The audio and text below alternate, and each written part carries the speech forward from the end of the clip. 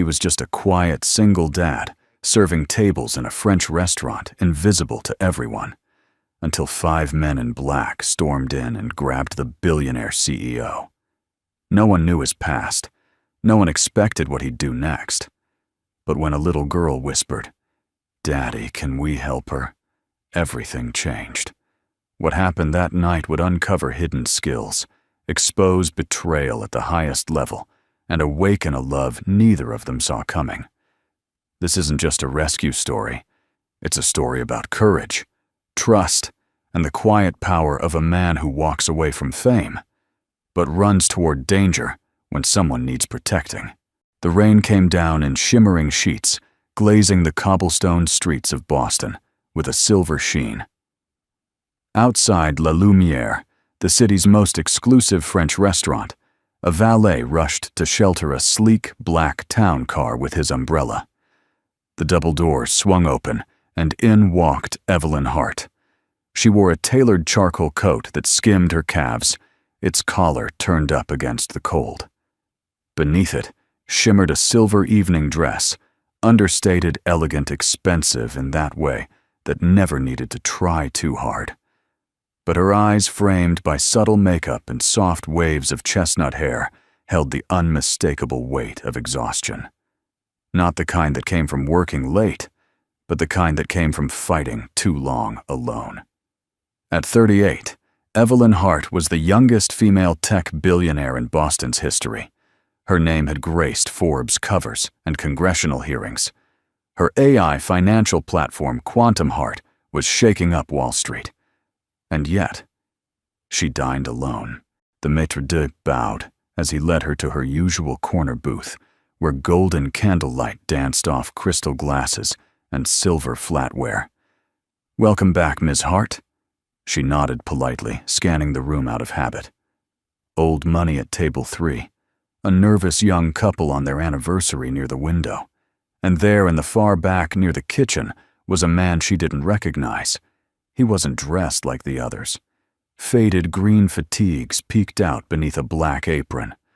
Tall, broad-shouldered, with wavy brown hair tucked behind his ears, and a jawline that belonged in old Hollywood. He moved with quiet precision, balancing plates, folding napkins, refilling glasses without needing to be asked. For a split second, their eyes met. His gaze wasn't hungry or impressed. It wasn't even curious. It was steady. Like he saw her not as the woman behind the billion-dollar brand, but as a tired soul trying to breathe. Then he turned away and disappeared through the swinging doors into the kitchen. She stared at the empty seat across from her and sighed, a toast to silence. In the kitchen, Ben Walker placed a tray down with quiet care. He wiped his hands on a towel and glanced toward the little girl sitting on an overturned milk crate in the corner, swinging her feet. "You good, Peanut?" Lila grinned up at him, 7 years old, dimpled cheeks, wearing her favorite pink hoodie with a faded unicorn. "I'm coloring your face," she said, holding up a napkin covered in marker scribbles. "But I gave you a mustache this time." Ben chuckled under his breath. "Remind me to keep the markers locked up next time." She tilted her head. "Is that the lady from the magazine out there?" He paused. "What magazine?" Lila pointed to a wrinkled copy of Time someone had left near the dish pit, the one with the robot money lady. Ben glanced through the small porthole window. Sure enough, Evelyn Hart seated alone, looking like she belonged to another planet. Beautiful, sharp, and untouchable. He didn't know her story, didn't need to. The world was full of people running empires while feeling like they were drowning inside, just like he had. Back in the dining room, Evelyn pushed her salad around the plate and checked her phone. 10 unread messages, 3 calls from her board, 1 from her ex-husband's lawyer, and a photo from her assistant, a cake with the words, "Q3 dominated congrats boss," spelled out in binary frosting. She locked the screen. A shadow passed her table. "Would you like your entree now, ma'am? Came?" A quiet, steady voice. It was him, the man in the apron and military green shirt. He held her gaze without flinching. "Yes," she said. "Thank you." "Ben," he replied. A pause. "You don't look like most waiters." "I'm not," he said. "Just helping out." She gave a tight smile. "Well, Ben, you move like someone who's been trained." He didn't blink. Used to be Navy. Now just a dad. Something flickered in her eyes. "Thank you for your service." He nodded, then gently placed her plate down. Perfect timing. Perfect placement. Then he was gone. From across the room, 5 men entered. No one noticed at first. They came in spaced out, one pretending to take a call near the bar, another adjusting his coat by the window. All dressed in black. All dry despite the storm. Ben's eyes caught it instantly. It was the way the tallest one glanced toward the fire exit and gave a subtle nod. The way the shortest man's hand stayed inside his jacket. Not out of cold, but habit. Tactical. Coordinated. He turned back to the kitchen voice, low and even. "Lila. Crate. Now." His daughter knew the tone. She slipped behind a storage rack without a word. Ben reached under the prep table and pulled out his jacket. Same old beat-up field coat with the faded Marine Corps patch, the only thing he'd kept from a life long buried. Then he exhaled slowly, because something was about to go very wrong. Outside La Lumiere, the storm rolled in deeper, the rain thickening into icy needles that tapped against the window panes like a metronome counting down. The warmth inside the restaurant now felt fragile, like a delicate flame about to be snuffed out. Ben Walker stood in the narrow hallway between the kitchen and the dining room, arms crossed, shoulders still. His eyes tracked the 5 men as they spread throughout the room, like ink dropped in water. Not loud, not clumsy, but wrong. His mind clicked into old rhythms. Identify, isolate, neutralize. The SEAL code had never truly left him, just laid dormant beneath the quiet of fatherhood and dishwasher steam. Near the bar, one of the newcomers took off his gloves and folded them neatly. Ben caught the glint of something metallic beneath the cuff, not a watch. The shortest one pulled out a phone pretending to scroll. But he wasn't reading. His gaze kept darting across the floor plan, and when he tapped the screen, Ben saw the rhythm, 3 taps. Pause. 2 taps. Another signal. Another seated just a table over from Evelyn. Hart leaned back in his chair, arms relaxed, too relaxed. His coat hung open one side, bulging slightly under the ribs. Holster. Ben's jaw clenched. This wasn't random. It wasn't a robbery. It was a targeted operation, surgical, silent, and rehearsed. And Evelyn Hart was the center of it. In the kitchen, Lila peeked out from the pantry curtain. Daddy Ben knelt beside her and gently placed a hand on her shoulder. "Remember our rule." She nodded, voice a whisper. "Stay small. Stay quiet. That's my girl." He pulled a small key from around his neck and unlocked the storage cabinet behind her. Inside were emergency supplies, not weapons, just instinct first aid kit, burner phone, emergency rations, and a rolled sleeping mat. He handed her a small flashlight and tucked her napkin drawing into her coat pocket. Her lower lip trembled. "Are they bad people?" He hesitated. "They're dangerous. But I need you to be brave, okay? Like Mommy used to be." Lila nodded, and her tiny arms wrapped around his neck with a fierceness that cracked something deep inside him. "Promise you'll be okay," she whispered. "I will." Back in the dining room, Evelyn Hart shifted uncomfortably in her seat. The wine no longer tasted like anything. Her gaze lingered on the tall man by the exit, the way he didn't order anything, the way he kept his hand low near the small of his back. A voice, quiet and oddly calm, spoke near her shoulder. "Don't look. Just listen." It was Ben. He stood beside her table, one hand pouring water into her glass, the other resting on a folded napkin. "There are 5 men in here who don't belong," he said. 2 near the exits, One by the bar, one behind you. She blinked. Your sure military posture. Eyes like they've measured the room twice. They're not here for dinner. And you are someone who's been on both sides of that kind of stare. She studied him, not the apron or the service tone, but the stillness behind his voice. The calm before the storm kind of still. Her breath caught. You think they're here for me? I know they are. Evelyn reached slowly into her handbag under the table, fingers brushing her encrypted phone. Ben noticed and subtly shook his head. No time. No signals. They're watching. Suddenly the lights flickered. It was subtle, the kind of power hiccup that happens in old buildings during heavy storms. But the timing was too perfect. The man by the bar stood stretching. The one by the window moved toward the hostess stand. Ben's body tensed. Now or never. Stay here, he said, quietly. No matter what happens. Evelyn's lips parted as if to protest, but he was already moving, gliding between tables like a shadow. Then came the first shift in noise. Not a scream, not a crash, but the sound of glass tipping and a waiter stumbling. The man at the exit reached inside his coat. And that's when Ben vanished into the kitchen. Behind the swinging doors, the air was thick with heat and steam. Ben moved with surgical precision, checking corners, mentally mapping the fastest routes. He locked the side door with the twist of a mop handle, dragged a prep table into place, and disabled the back entrance by shoving a steel rack into the threshold. He knew the restaurant's layout better than the attackers. He'd walked it for 6 months. But tonight he wasn't a cook. He was containment. From his locker behind a false wall, he pulled out a small duffel bag he'd stashed since the day he was hired. Not a weapon, but a compact emergency utility kit. Nylon cords, Kevlar gloves, signal, flares, mirrors, chalk powder, and a single thin blade no larger than a pen.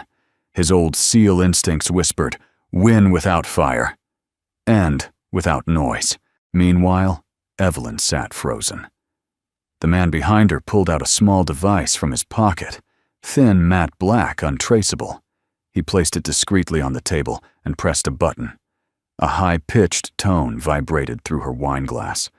Suddenly, her encrypted phone buzzed, once then went dead. Jammed. The man leaned in voice just above a whisper.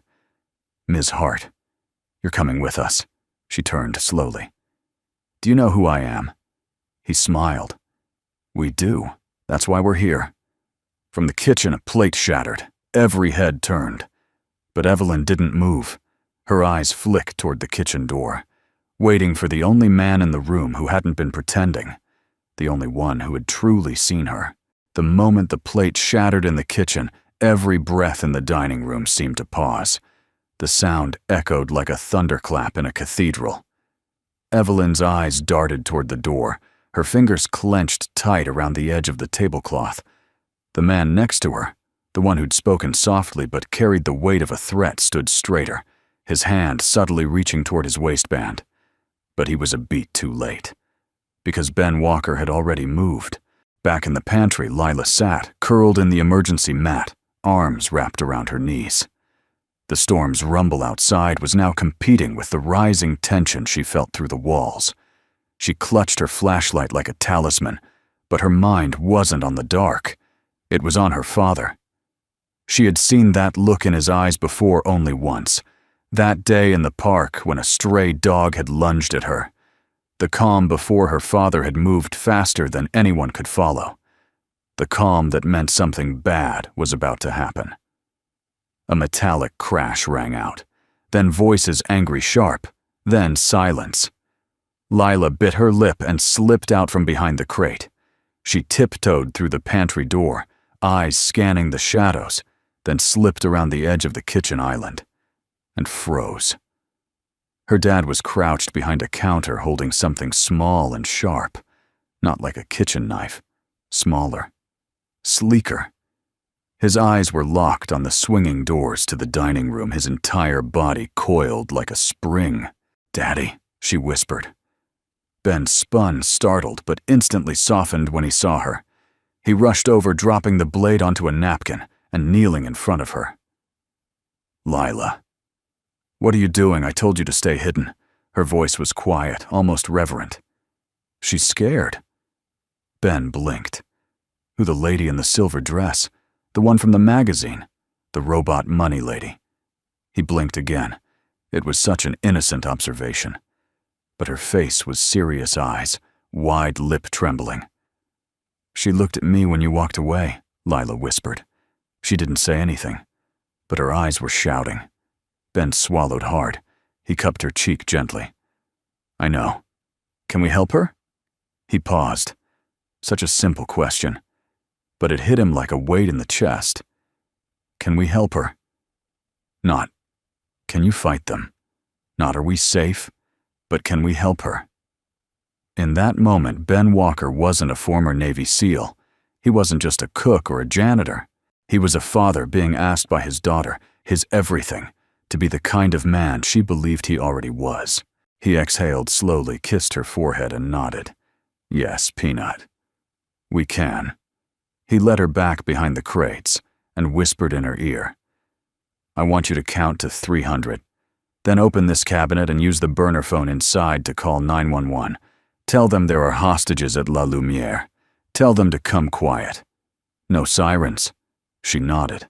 "What else?" he asked gently. "Stay small. Stay quiet. That's my girl."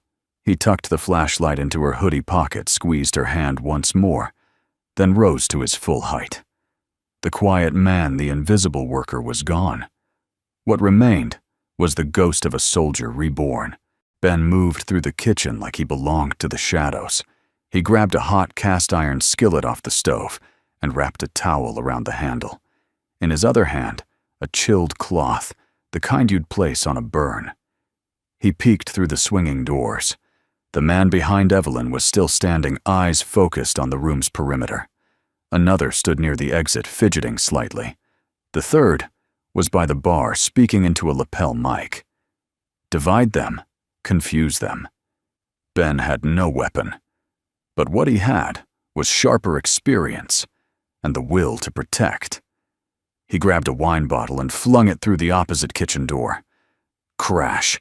Instantly, the man by the bar spun toward the noise, drawing a concealed weapon and rushing toward the sound.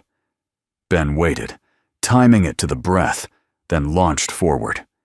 He burst through the other kitchen door like a storm through glass. The man never saw him coming. Ben swung the hot skillet low, slamming it into the attacker's leg. The man collapsed with a gasp.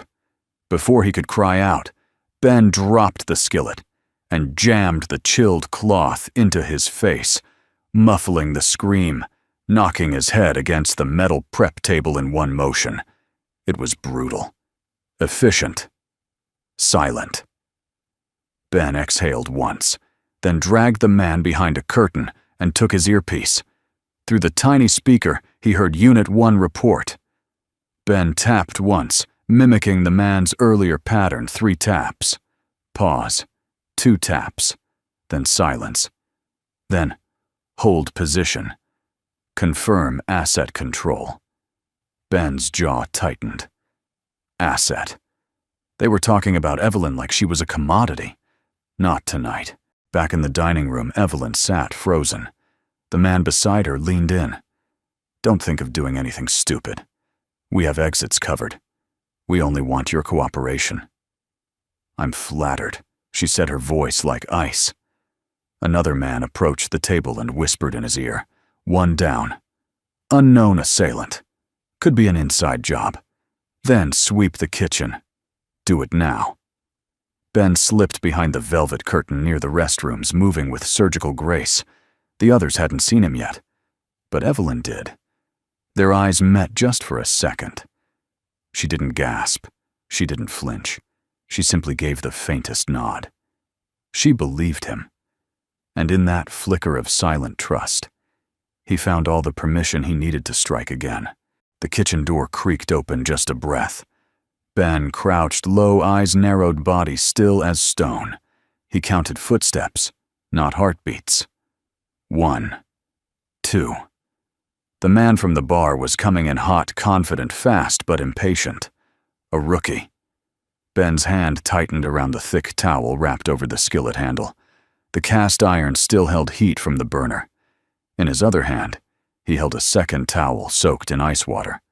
He had no gun, but he had geometry, timing, and the cold, efficient memory of warfare without sound.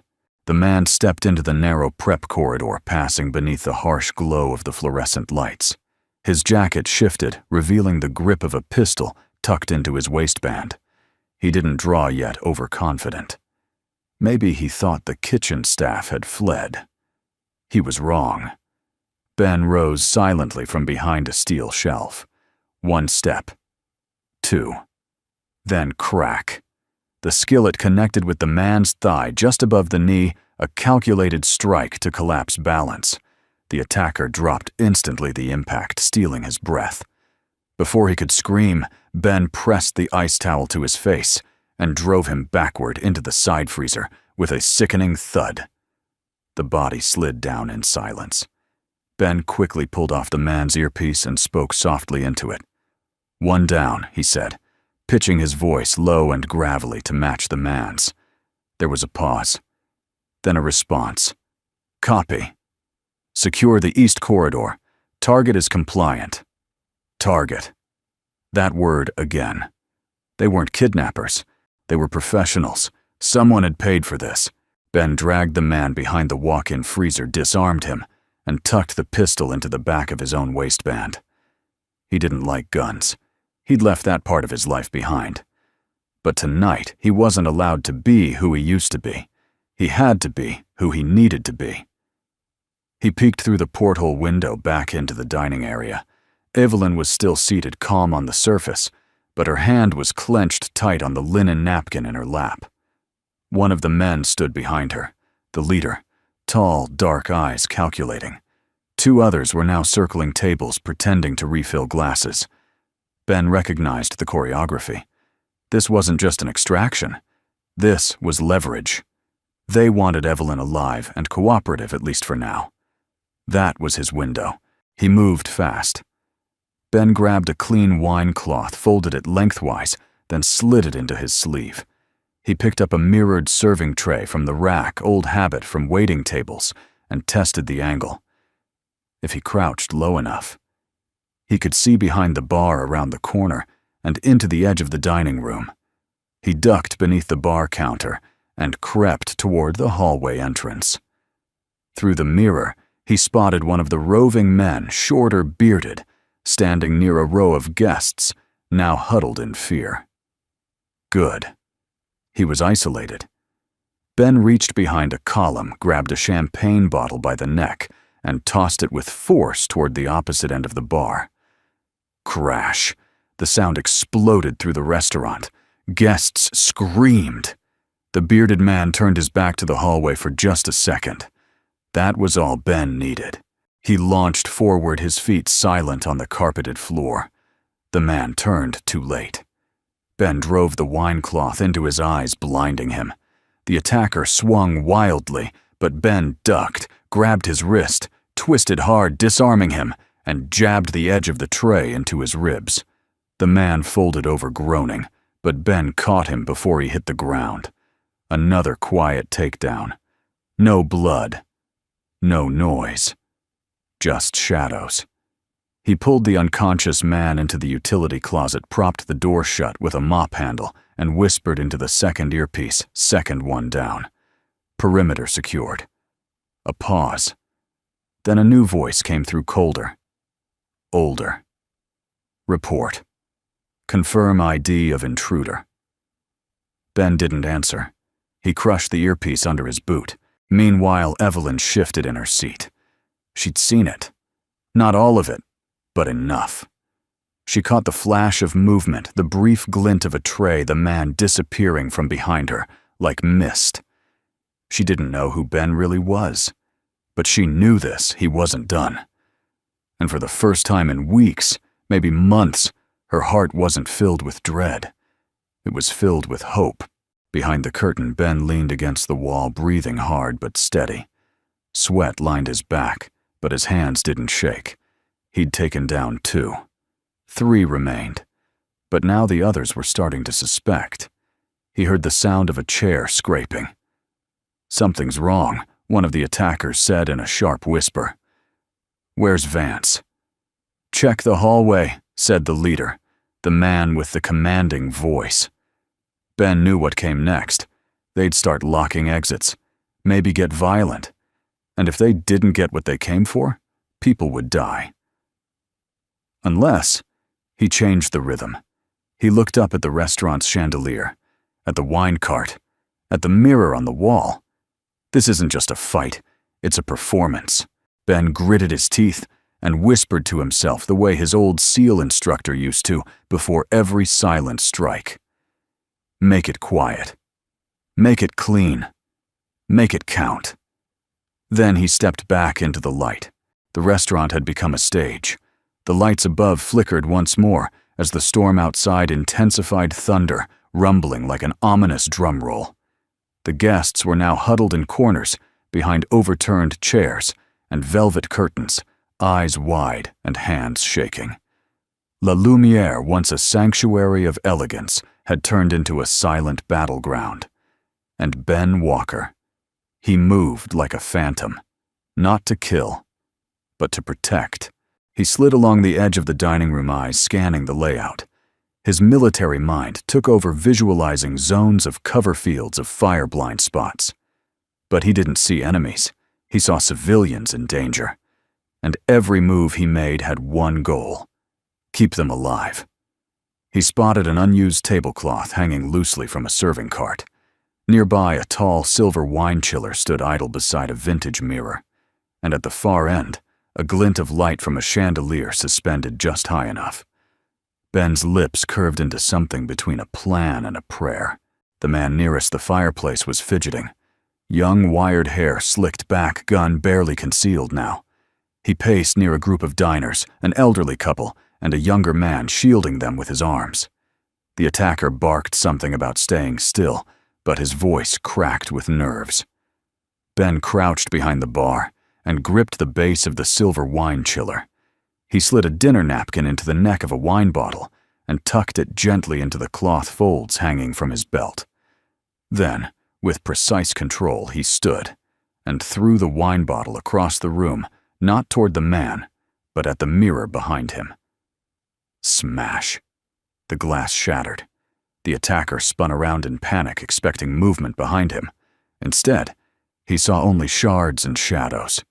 He pointed his weapon wildly toward the reflection. That's when Ben struck. He rushed forward in a blur, using the wine chiller as a shield. The attacker saw movement too late. He fired once, the bullet ricocheting off the heavy steel surface with a deafening clang. Ben slammed the chiller into the man's chest, knocking the wind out of him. As the gun fell, Ben kicked it away and drove the man into the wall with his shoulder pinning him there. "Don't move," Ben hissed. The man froze, gasping. "Where's your comms? I don't." Ben elbowed him sharply. "Where?" The man jerked his chin toward his sleeve. Ben ripped out the mic and whispered low and calm. "Zone 3 secure. Asset still compliant." He disabled the mic and stuffed it into a wine bucket. Then he looked around.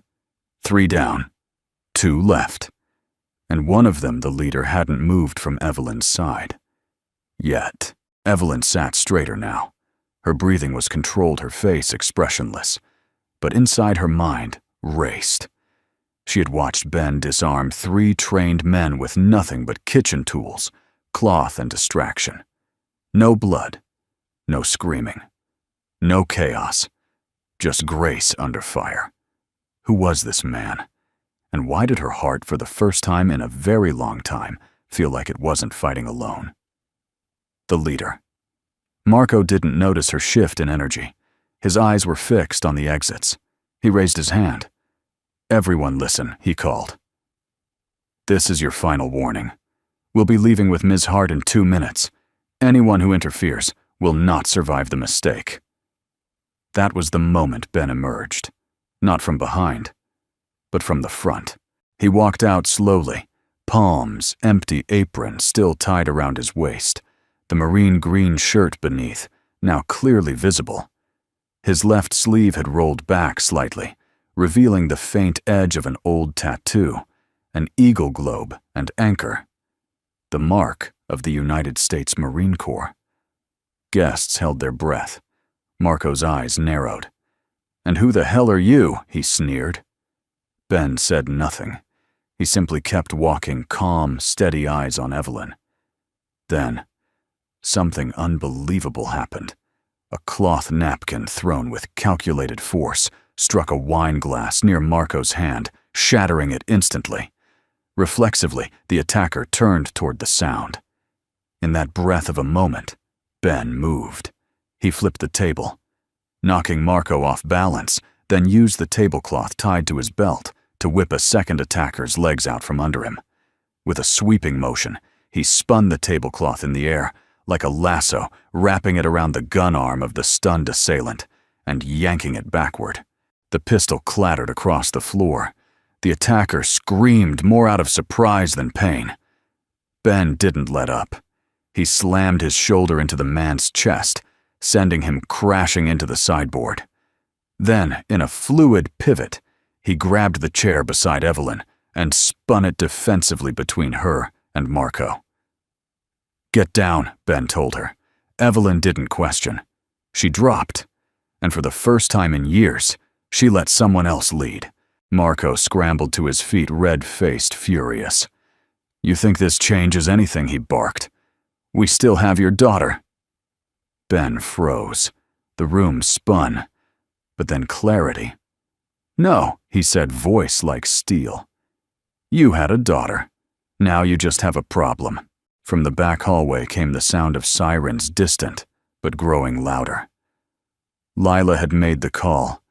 Ben's face didn't change, but Evelyn saw it, just a flicker of emotion behind his eyes. Not fear. Pride. Marco looked around. 3 men down. 1 missing. 1 gasping for breath. And a veteran with a stare that said, "Go ahead. Try me." He backed up slowly, hands raised. "This isn't over," he said. "You have no idea who you're protecting." Ben didn't respond. He just stepped forward, and Marco took the hint. He ran. As the first squad car lights flashed outside, Evelyn stood slowly. Ben turned to her shirt, torn hands shaking slightly, eyes scanning for threats. But all she said was, "You're not just a cook, are you?" Ben exhaled and gave a half-smile. "No, ma'am. Just a dad trying to make it to tomorrow." The police had swarmed La Lumiere within minutes of the final takedown. Blue and red lights pulsed against the rain-slicked windows like a heartbeat returning to a flat line. Guests were ushered out one by one, wrapped in thermal blankets, answering questions in trembling voices. Inside, the chaos had quieted, but Evelyn Hart's world had not. She sat in a corner booth wrapped in a beige wool coat someone had handed her. Her silver dress, once the emblem of an untouchable CEO, now clung damply to her skin, streaked with wine and dust. Her fingers trembled as she held a cup of coffee that had gone cold, untouched. Across from her sat Ben Walker, still in his apron, still calm. But beneath that stillness, something churned. The officers had tried to question him. A few even asked if he was ex-agency or special forces. Ben answered simply, "Just a cook, just a dad." And for now, that was enough. But Evelyn knew better. This man hadn't just saved lives. He'd read the room like a battlefield. And now something far more dangerous than bullets hung between them, the lingering question, why? An older officer approached his badge, worn but his presence solid. "Ms. Hart, there's something you should hear." He stepped aside, revealing a shaken, handcuffed man being led forward. The leader of the attackers, Marco. His lip was swollen, eye bloodshot, but his voice still carried a poisonous confidence. "I want a deal," Marco said, smirking. "Protective custody. Full immunity in exchange for what I know." The officer raised an eyebrow. "You're in no position to negotiate." "I'm the only one who can tell you who hired me," Marco snapped. That made Evelyn's eyes lift sharp direct. "And who would that be?" Marco turned his gaze to her, and for a second, something changed in his expression. Not defiance, not fear. Pity. He licked his lips and said, "Victor Kane." The name dropped like a stone in water. Evelyn froze. Ben glanced toward her unsure, but he saw it instantly. That name meant something. Something deep. "Who's Victor Kane?" Ben asked quietly. Evelyn blinked once. He is one of the original investors in Quantum Heart. A mentor, a backer. I trusted him. Marco laughed bitter. "Then you shouldn't have frozen his shares last quarter." Ben's jaw flexed. This wasn't a random abduction. This wasn't political terrorism. This was corporate revenge, the most precise and personal kind. "You were going to abduct her to get what Ben asked, voice low." Marco shrugged. "The quantum key." Evelyn's eyes widened. Ben turned to her.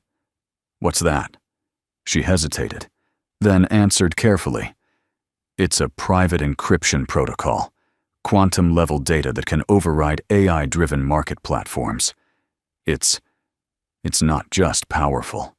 It could destabilize entire financial ecosystems if misused." Marco chuckled. "And it's on her wrist. Literally." Ben looked down. Evelyn wore a sleek titanium cuff almost like jewelry, but beneath the outer shell was a high-grade biometric device locked only to her DNA. Ben exhaled. "So Kane hired you to extract it?" "Not extract," Marco said with a smirk. "Just transfer her. Somewhere safe. Somewhere quiet." "And if she resisted?" He trailed off.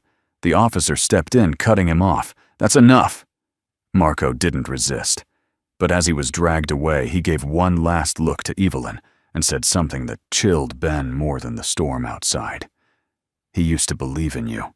The room was quiet again. But the damage had been done. Evelyn stared into the corner, face pale, shoulders stiff. Not from fear, from something more dangerous. Betrayal. Ben waited. Then, quietly, "Do you believe it?" She didn't answer right away. Finally, she whispered, "Victor once paid for my sister's chemotherapy. When investors pulled out during our Series A, he mortgaged his estate to keep us alive. I called him my second father." Ben nodded slowly. "And you froze his shares?" "Because he tried to pressure me into selling proprietary access to a Chinese hedge fund. It would have broken federal law. I warned him. He said he understood." Her voice cracked. "I thought that was the end of it." Ben didn't speak. He just listened the way only someone who had lived through betrayal could. Then he said, "Sometimes a man who saves you once thinks it gives him a license to own you forever." She looked up. Their eyes met. And in that moment, they were no longer CEO and cook, no longer billionaire and single dad, just two people sitting in the aftermath of a truth neither of them wanted. Later that night, as the last guests were cleared and the restaurant dimmed into silence, Evelyn stood at the doorway. Rain still whispered against the awning. A waiting car idled at the curb. Ben helped Lila into a coat. She'd emerged from the back room smiling, sleepy but safe. Evelyn walked over and knelt beside the little girl. "Thank you," she said softly. Lila smiled. "I just called 911, and you saved your daddy." The girl beamed, then looked up at Ben. "Can we take her to get pancakes tomorrow?" Ben raised an eyebrow. Evelyn laughed for the first time all night, soft, breathless. "I'd like that," she said. Rising, she turned to Ben. "You saved my life. But more than that, you reminded me of who I used to be." Ben's voice was quiet. "We all forget sometimes." Their hands brushed. They didn't linger, but they didn't pull away either. The rain had turned to mist by the time midnight crept over Boston. Outside La Lumiere, the storm seemed to retreat into a hush, not of peace, but of calm before an aftershock. Inside the restaurant sat like a paused symphony. The attackers had been taken away, guests gone, police cleared. Yet in the dim golden light, Evelyn Hart lingered near the hostess stand, staring at the shattered mirror Ben had used to mislead the gunman. Her reflection looked back at her fractured. Behind her, Ben swept glass into a pan with slow, methodical movements. He didn't ask if she was okay. He didn't need to. Some things didn't require words. A police officer poked his head back in. Just got a call. We detained someone in a black SUV circling 3 blocks down. He claims he's a private security contractor. Says he was waiting for extraction. Ben didn't look up. Description. The officer read from his notepad. White male, mid-40s, Italian accent, left cheek scar. Ben's broom stopped. Evelyn stiffened. That's Marco's second. Rico Salvi. Ben turned slowly. He's the tactician. He wouldn't have stayed behind, Evelyn said. Unless... Ben finished her thought. Unless someone told him the mission wasn't over. The officer looked between them. We're bringing him in now. Evelyn nodded, but something in her chest constricted. Deep down, she knew. Victor Kane wasn't finished yet. That night, Ben didn't go home. He tucked Lila into a booth with her blanket and a small plate of macarons from the dessert tray. She snuggled in without protest, content to be near her father, even in a place that still smelled faintly of fear. Ben sat at a table across from Evelyn, arms folded. He stared at the restaurant layout like it was a war map. Every exit, every blind spot, every angle of entry. Evelyn, for her part, had slipped back into calculated clarity, the mask of the CEO who once took a failing startup and turned it into a multi-billion-dollar empire. They'll try again, she said quietly. If Rico was circling, he wasn't waiting. He was watching. Likely logging where I ran how many officers responded, how long I stayed. Ben nodded. They'll adapt. So will I. You don't have to do this alone. She looked up. He meant it. Not as a bodyguard. Not as a SEAL. As Ben. A man who'd seen enough of the world to recognize someone breaking under the weight of their own fortress. I have a plan, Ben said, pushing a cloth napkin across the table. On it was a hand-drawn sketch, the restaurant floor plan lines, showing paths of sight and potential cover.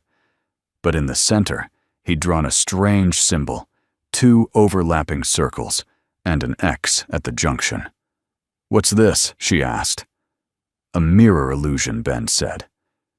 We use light distance and angles to create a false target. We don't wait for them to strike. We control where they strike. Evelyn blinked. You want to lure them back in? I want to end it, Ben said, quietly, without anyone else getting hurt. She studied the sketch, then looked at him. There's no guarantee they'll fall for it. No, but there's a guarantee they'll return. The only question is whether we're prepared or reactive. Evelyn exhaled slowly. Then let's prepare. They worked in silence. Ben adjusted mirrors, tested angles with candlelight and a small pocket laser. He used service trays, wine bottles, linen and salt to measure reflections and bounce points. At one moment, he had Evelyn stand in one spot, then walked 20 feet away and used a handheld mirror to reflect her image through a gap in the curtains. You see that, he said. Evelyn turned. Her own face stared back at her from the wrong direction. She blinked. That's terrifying. Ben allowed himself a small smile. That's misdirection. By 2 a.m., the trap was ready. Ben extinguished most lights, leaving a few carefully placed spotlights on the fake Evelyn position, a mannequin hastily assembled from coat racks fabric, and the reflective illusion. Evelyn sat just outside the field of view watching. She whispered, "What if Rico sends someone worse?" Ben's voice was steady. Then we stay quieter. We think faster. Then he turned his hand slightly. In the low light, she saw it the faint shimmer of a tattoo on his inner forearm just beneath the rolled sleeve. Not the usual Marine Corps logo. It was a silver arrow, wrapped in ivy, elegant and weathered. Evelyn frowned. That's not standard issue. Ben looked down, then shrugged. It was my unit's unofficial symbol. Shadow Recon. We weren't the loud ones. What were you? He looked up, eyes calm. We were the ones who ended things. Before they began. At 2:37 a.m., the sound came soft and familiar. The click of a door that was supposed to be locked. Ben didn't move. His fingers tapped once on the table. Evelyn knew the signal. 3, 2, 1. A figure crept in through the staff entrance, slow, deliberate, dressed in black. He held no weapon at first glance, but Ben noted the way his jacket bulged at the ribs. Tactical holster. Ben whispered, "Light shift in 5, 4, 3. He flicked a small mirror attached to a service cart. The intruder froze, seeing Evelyn's image dimly lit, seated alone. He raised his weapon. Ben moved. There was no gunshot. Just movement. A cloth napkin flung like a slingshot struck the chandelier chain. The light above the dummy, Evelyn swung violently, revealing the illusion. The attacker's eyes widened just in time to miss the man behind him. Ben emerged from the shadows, and with a smooth step and pivot, disarmed him in one swift, silent move. He swept the leg, spun the man down, and pressed a wine bottle to his temple. "Don't," Ben whispered. The man froze. It was Rico Salvi. His voice rasped. "You're not just some cook." Ben didn't answer. He didn't need to. By the time the second round of officers arrived, Evelyn and Ben stood side by side near the broken light fixture. Lila peeked from her booth, blinking sleepily. Evelyn looked at the mirror setup, now collapsed, and murmured, "You took down an entire team without firing a single bullet." Ben shrugged. "Sometimes the loudest victory is the one no one hears." She turned to him. "And sometimes, the most dangerous man in the room is the one they don't see coming." Their eyes held. No bravado, just mutual respect, and the beginning of something neither of them could name, not yet. But it was quiet, and it was real. Dawn was only a whisper on the horizon when the last squad car pulled away from La Lumiere. Rain had given way to a low fog curling around the street lamps and softening the city's hard edges. It was the kind of morning that blurred what had been from what was still becoming. Inside the restaurant, silence returned, but it wasn't peace. It was the weight of what remained. Ben stood in the corner, hands on the back of a chair, eyes on the floor. The tactical calm he had maintained all night was beginning to fade, replaced by something quieter. He could feel it settling in his bones, not fatigue, but reflection. Across the room, Evelyn sat at the same table where it had all begun. Her dress was torn at the hem, her hair slightly damp, but her posture was composed. In one hand, she held the now deactivated quantum cuff. The other rested loosely on a folder that had just been delivered by an officer who returned after Rico's processing. The folder had come from an anonymous tip, but the contents were too personal to be coincidence. Inside were photos, records, and a letter addressed simply, "To the soldier who will understand." Evelyn laid the photos out carefully on the white linen tablecloth. One showed a group of young Marines standing in front of a dusty schoolhouse, all sunburned and smiling. Ben glanced over, then froze.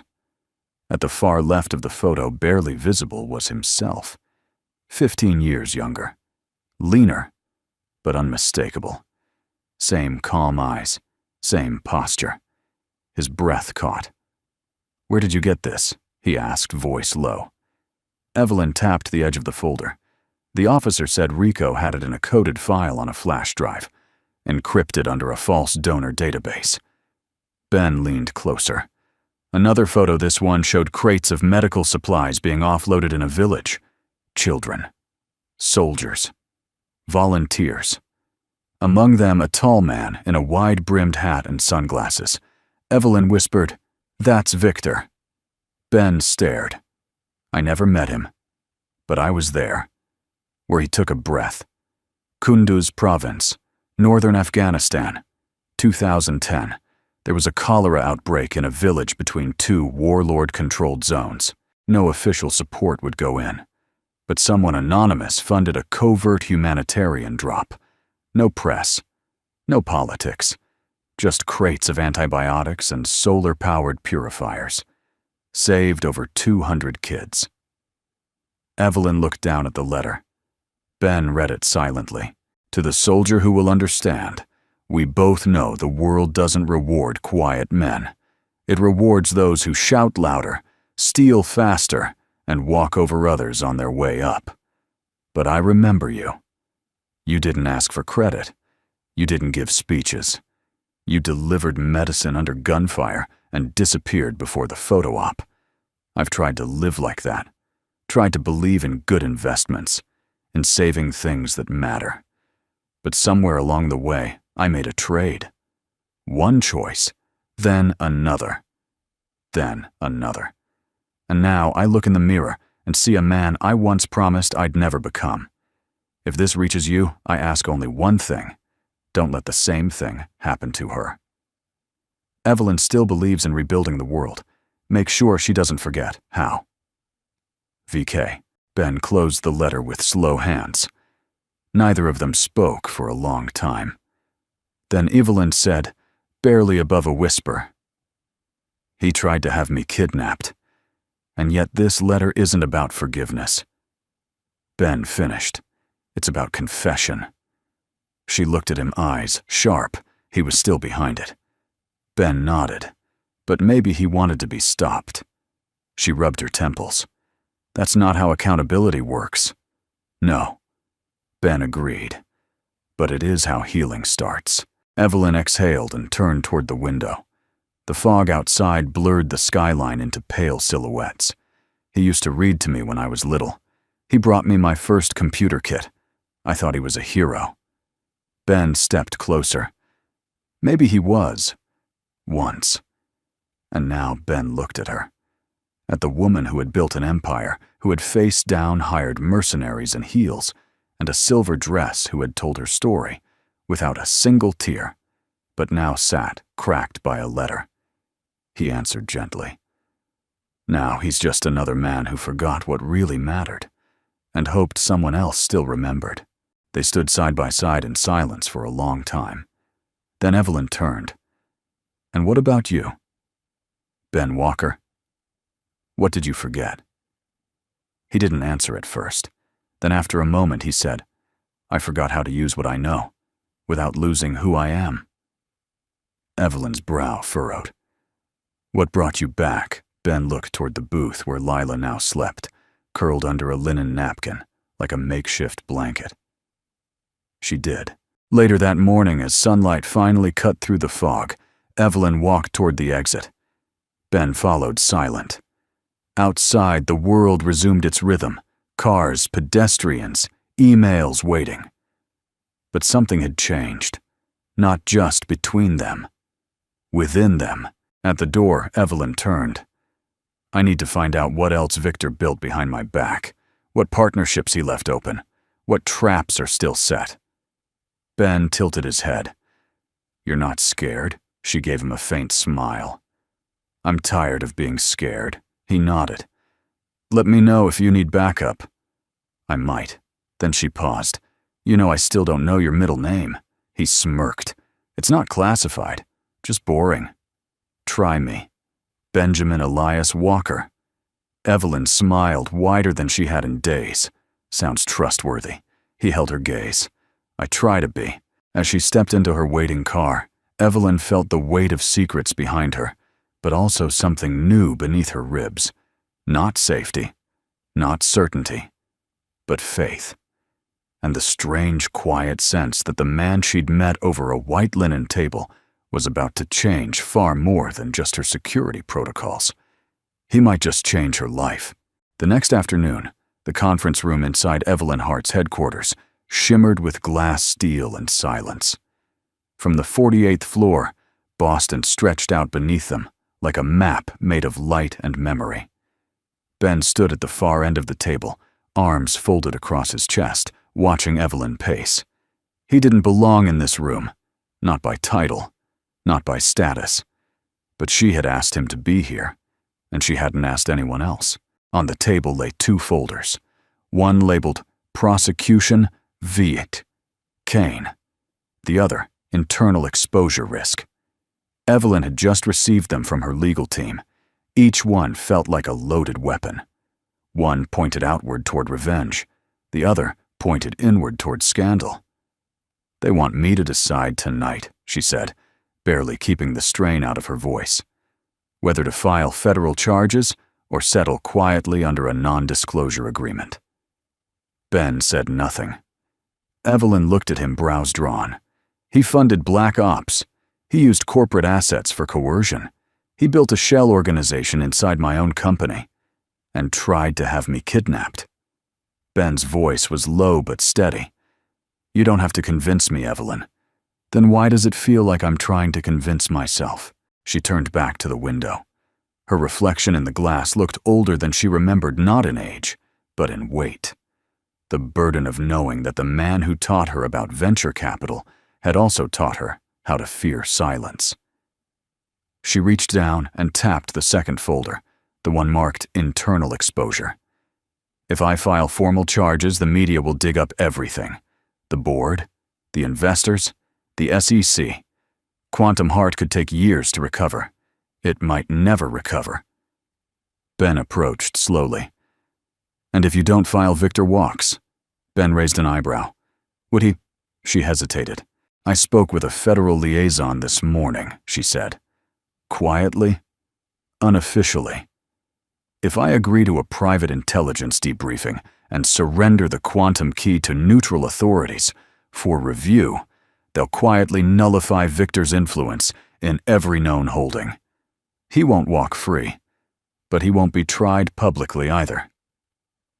Ben absorbed that. A compromise.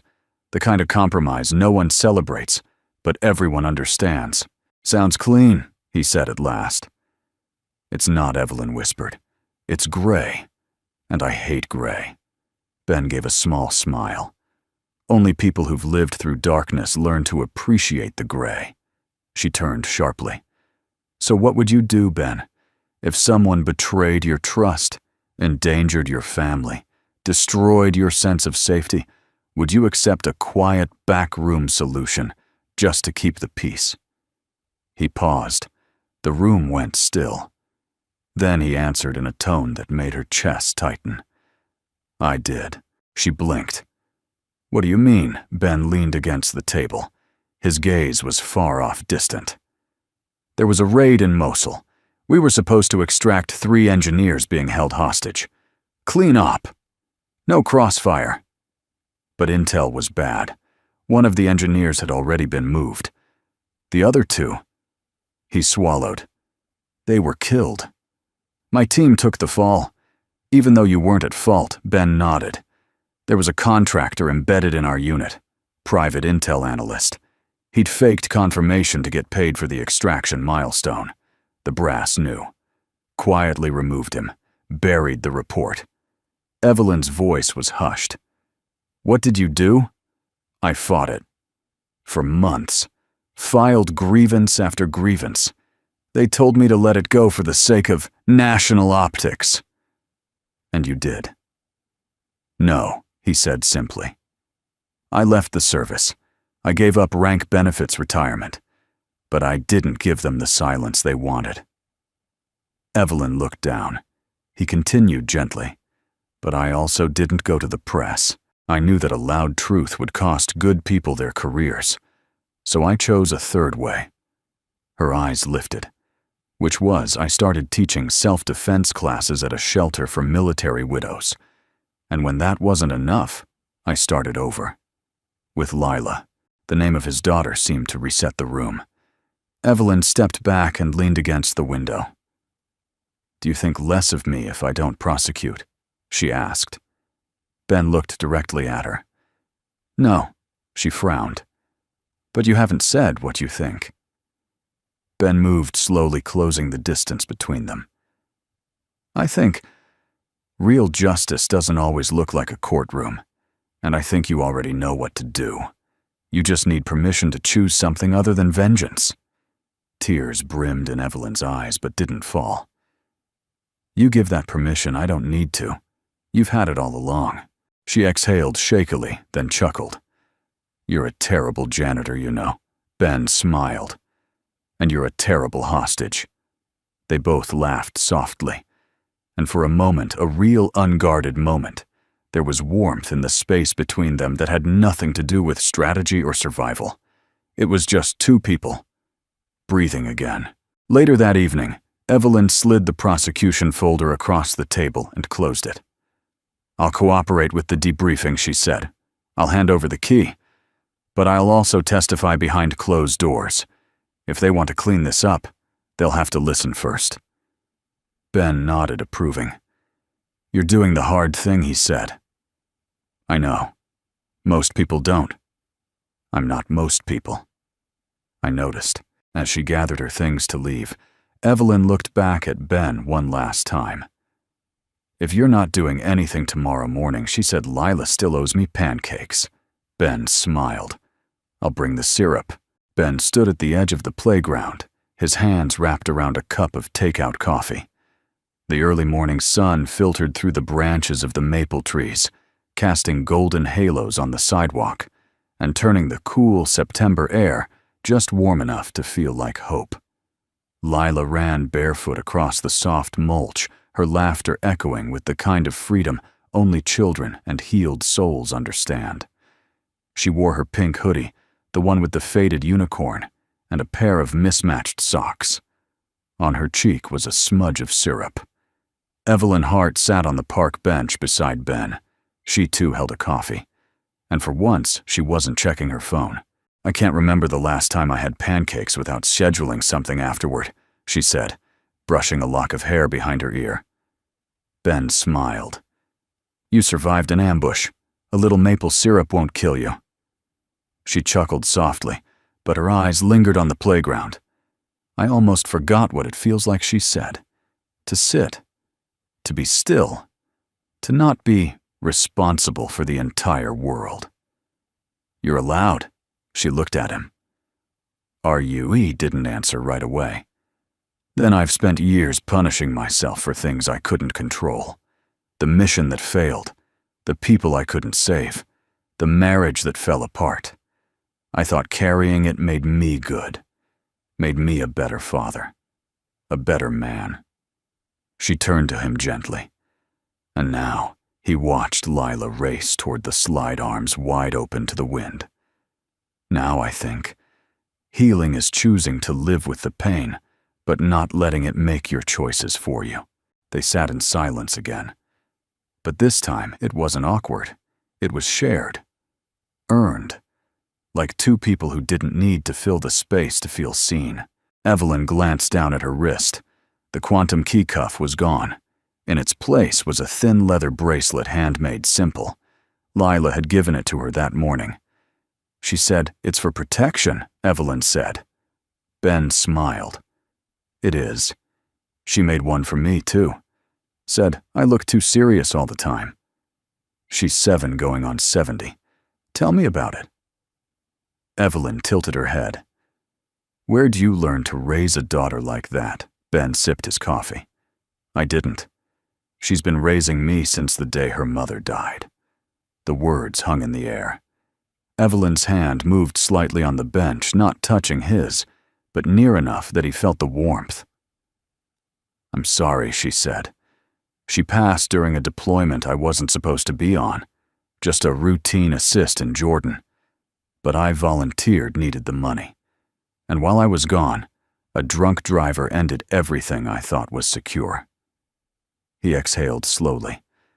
"By the time I got back, Lila didn't speak for almost a year.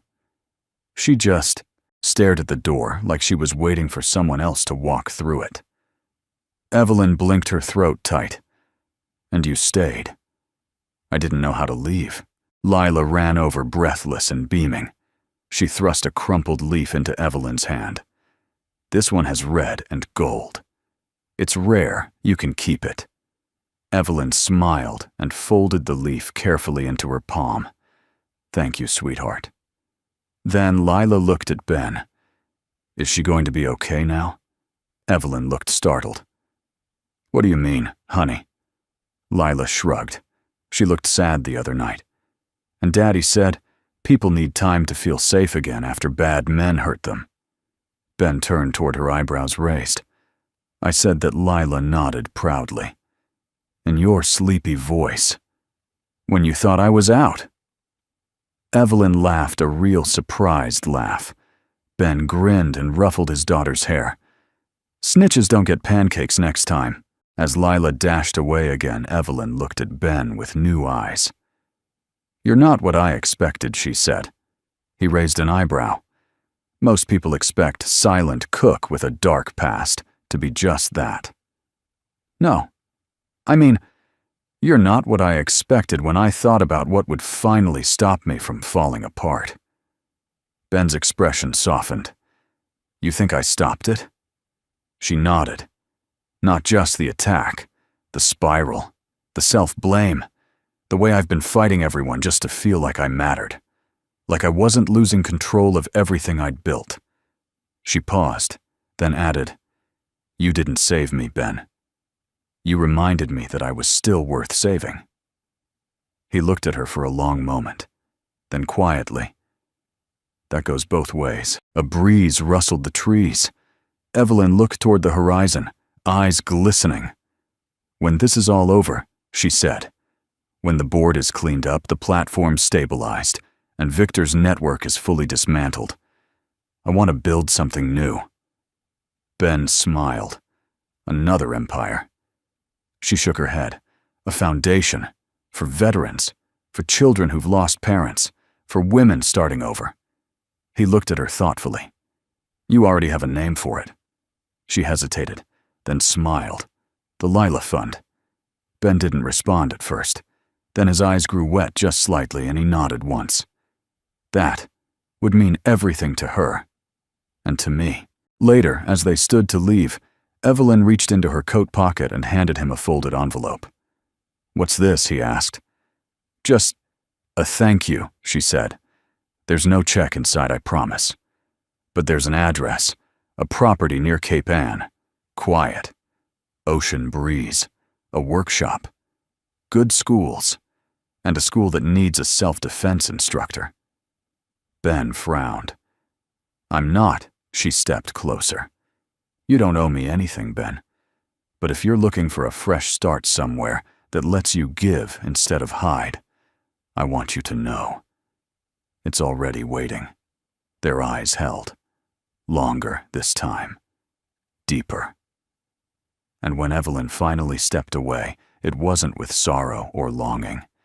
It was with something far more powerful hope. The Heart Tech executive boardroom looked different in the late afternoon sun. Gone were the suits, the restless tapping of polished shoes, the tension of deadlines and quarterly projections. The room was empty now, but not still. It held the kind of hush reserved for decisions that outlived profits, the kind that changed people, not spreadsheets. Ben stood by the window, his reflection overlapping the skyline. In his hands was a small, black velvet case. He hadn't opened it. Behind him, Evelyn stepped into the room, wearing a light gray dress that softened her edges without making her smaller. Her presence no longer towered. It resonated. "I wasn't sure you'd come," she said. Ben turned, expression unreadable. "I almost didn't." She smiled faintly. "But you're here." He looked down at the case in his hands, then back up. "I didn't come for the object. I came for the why."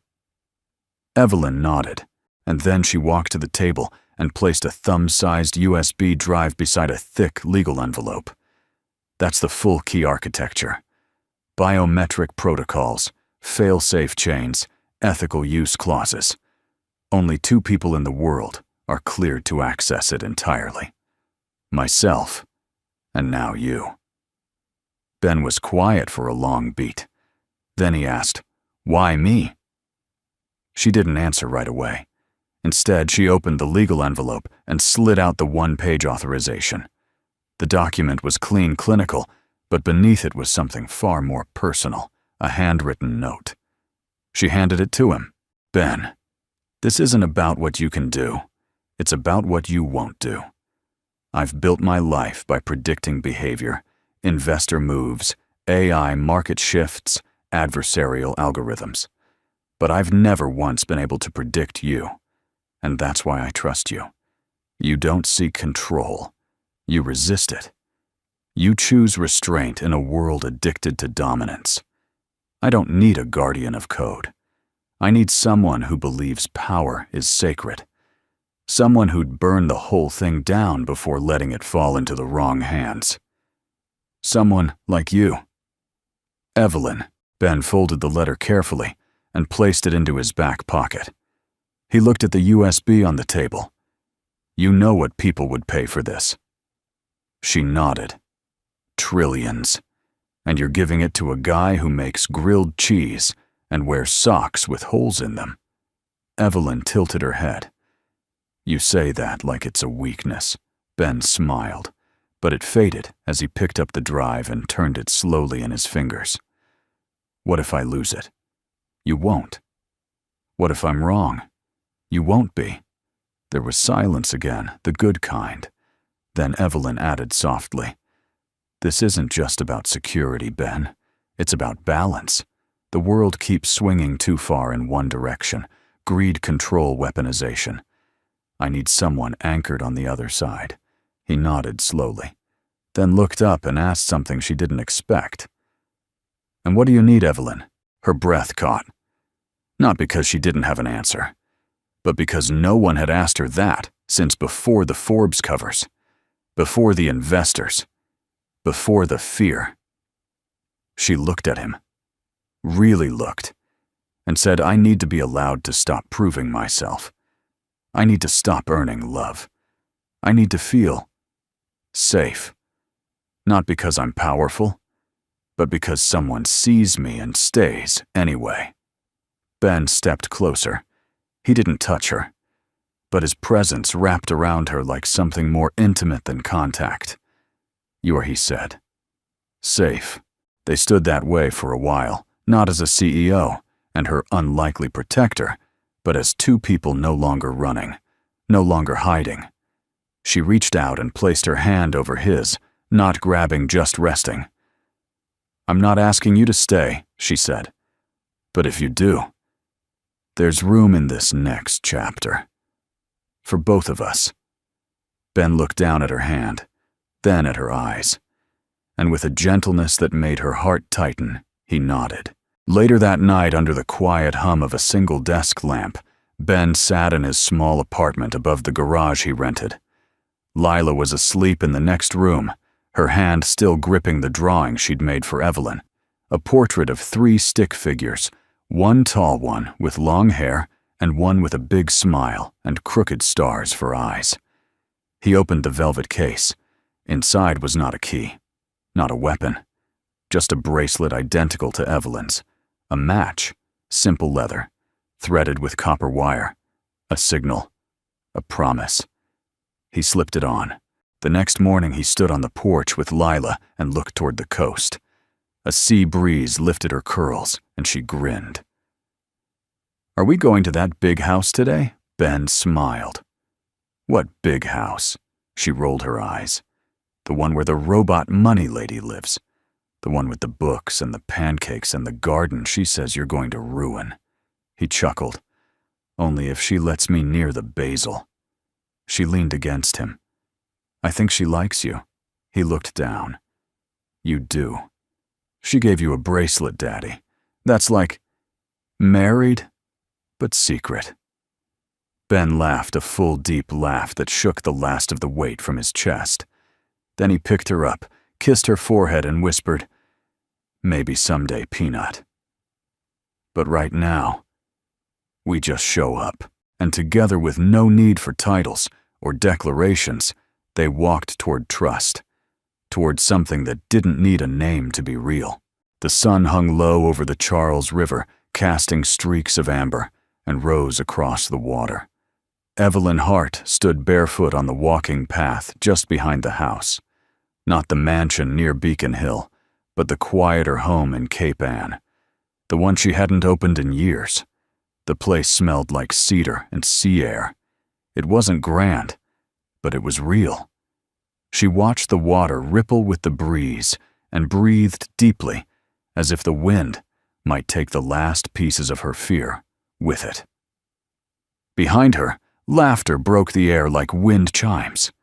Lila chased a dragonfly across the tall grass, arms flailing curls bouncing.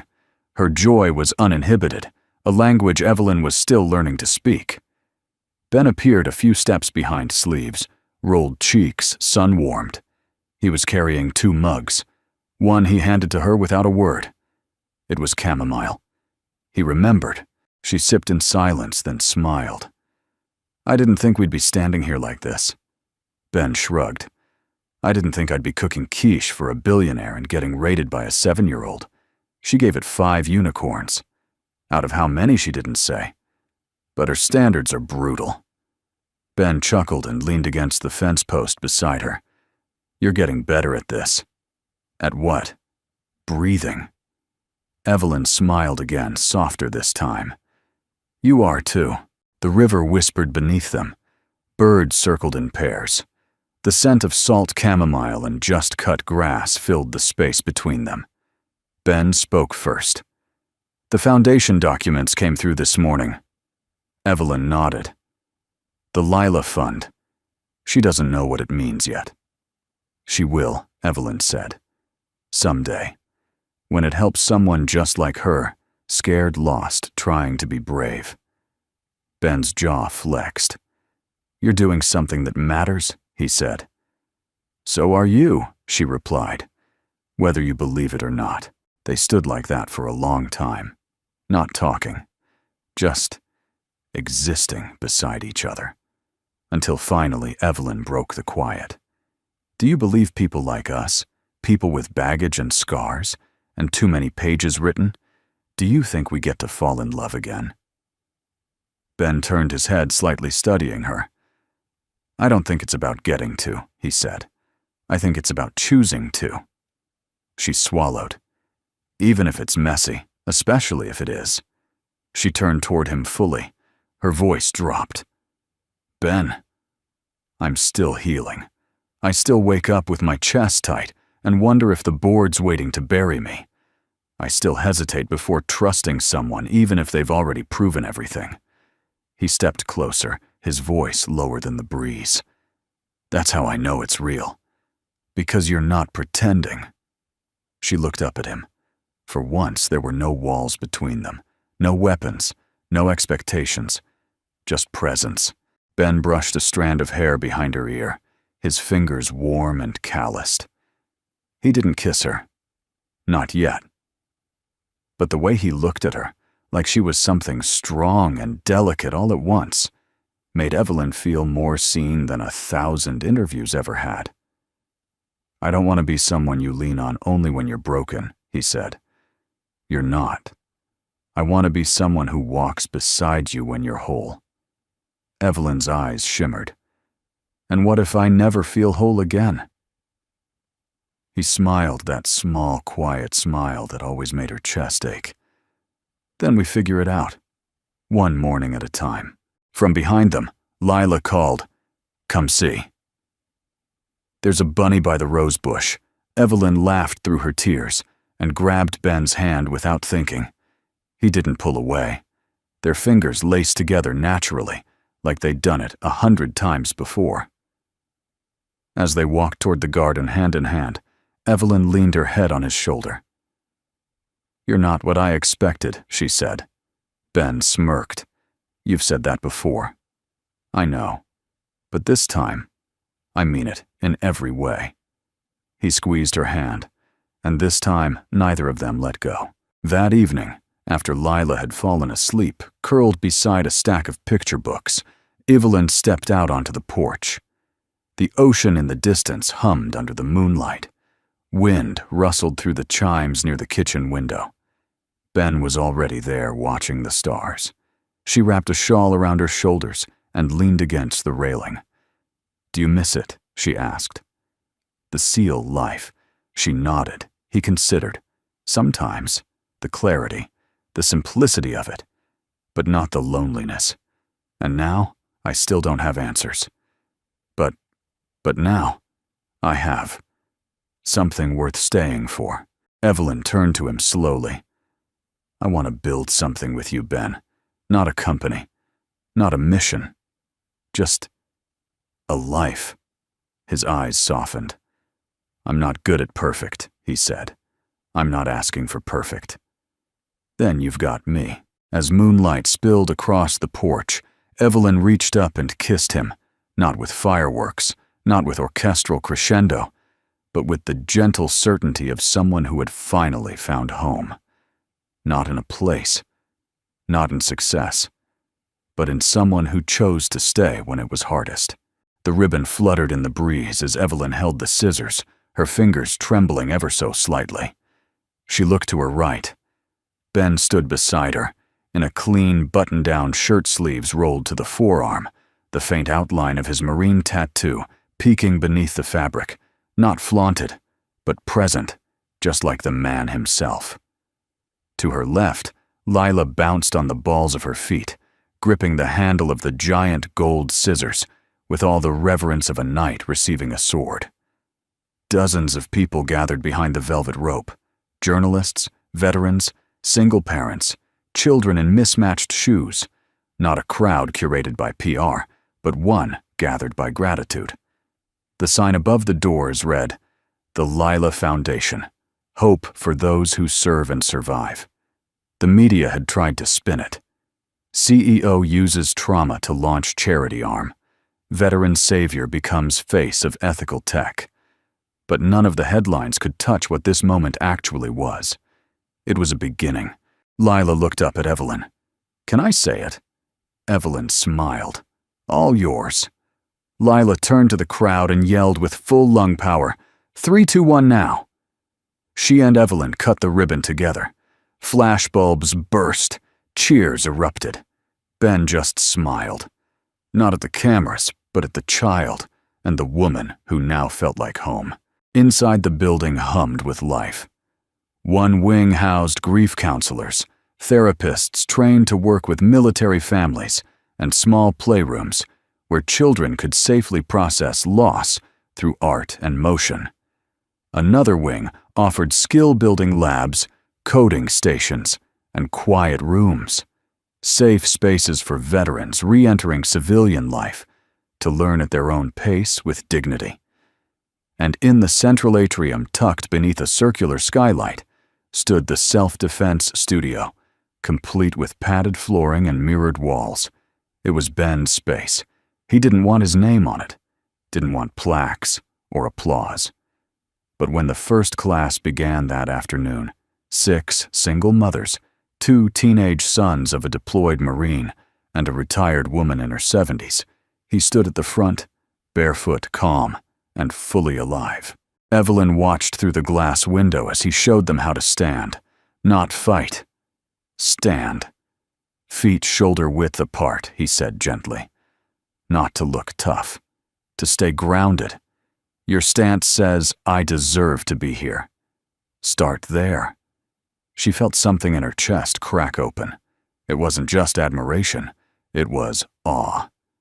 This man who once chose silence over glory now taught others how to occupy space without fear. Not because they wanted to fight, but because they were done hiding. Later that evening, as the building emptied, Evelyn found Ben in the back hallway wiping down floor mats. "You're doing too much," she said softly. He looked up. "There's something peaceful about cleaning up after people feel safe." She crossed her arms. "I used to think peace was the absence of war. Now I think it's what's left when shame finally leaves the room." Ben smiled. You've been reading Lila's coloring book again. She's wise beyond her glitter pens. They walked the halls together. Lights dimmed the building, humming with the energy of things just beginning. Victor passed away last night, Evelyn said after a moment. Ben stopped. I didn't know. Heart failure. Quiet. Ben waited. He left behind a single donation anonymous. It cleared the medical debt for over 100 veterans' families. No press, no signature. But it traced back to a fund he started years ago in Kunduz. Ben exhaled. No words left, she added. Maybe he gave them all away, Ben said. To the right place. At the end. She nodded. There was no victory in it. But there was closure. Outside, the sky turned gold with the approaching sunset. The three of them, Ben, Evelyn, and Lila, stood on the steps of the new foundation, looking out toward a crowd dispersing in warmth and light.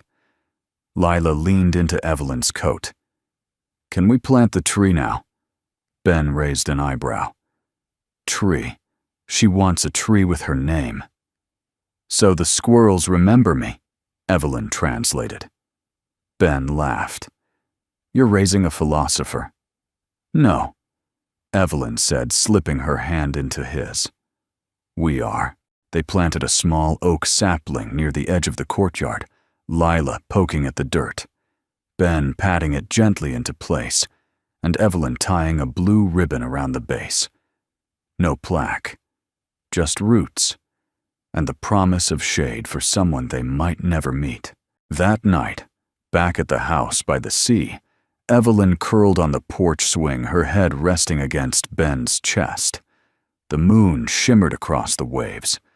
The sound of Lila's quiet breathing filtered out from the cracked bedroom window. I used to think the only thing that mattered was how high I climbed, Evelyn whispered. Ben brushed her hair back. And now, she looked up at him. Now, I think it's about who's waiting when you finally stop running. Ben kissed her forehead. Then I'll be here, he said, every time you stop. And in the silence that followed with only the ocean, as witness a new day began, not with the sunrise, but with the decision to live differently, to live together, to live kindly, and to let love at last stay. Drop us a comment and let us know your city or country. It's always heartwarming to see how far these stories travel. If this story touched your heart, we invite you to subscribe to Soul Moment Story for more tales of kindness, courage, and quiet miracles. There's a new story waiting for you every week. And from all of us behind the scenes, thank you for spending your time with us. We're truly honored to be part of your day. Take care, and until next time, keep believing in the power of good.